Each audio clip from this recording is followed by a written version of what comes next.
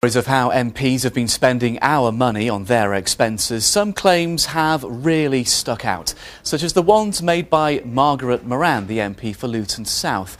She made a legitimate claim for dry rot, which was affecting her second home, only that home was more than 100 miles away from her constituency in Southampton.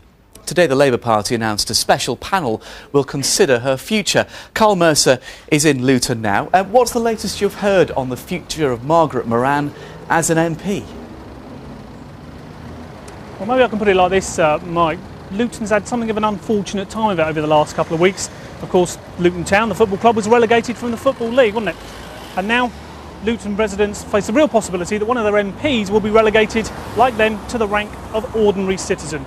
As you say, the Labour Party has announced today and told Margaret Moran she will be investigated by the special panel they've set up to look into what MPs spent. She, of course, spent £22,000 fixing dry rot, not here at the somewhat dilapidated constituency offices, but as you say, at the second home she has in Southampton. Now, why is this new panel important? Well, it's because of this. That panel has the power to say to the local party, Margaret Moran should no longer be your candidate at the next election, and that's despite the fact that the local party has already said it fully supports her and doesn't want her deselected. Now, what does Margaret Moran make of all this today?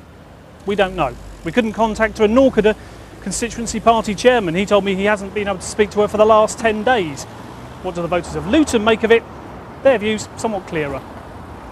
If she's not done a job properly or she's done something wrong, she should be justified and punished. Well, I think it's outrageous for anybody in government to be spending money like that when we need money for healthcare and to improve the lives of everybody in this country. All this going on with the NHS at the moment, children need extra hospital beds, there's obviously medical care that's needed, and they can spend that on getting their moat done.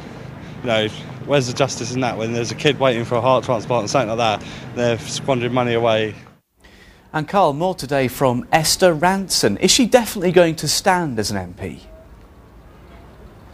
Yeah, some irony here, isn't there, Mike? The woman who starred in I'm a Celebrity, Get Me Out of Here now saying I'm a celebrity, get me in here when it comes to Luton. Esther Ranson telling us today she's 80% sure she will stand against Margaret Moran come the next election, standing on an anti-sleaze ticket.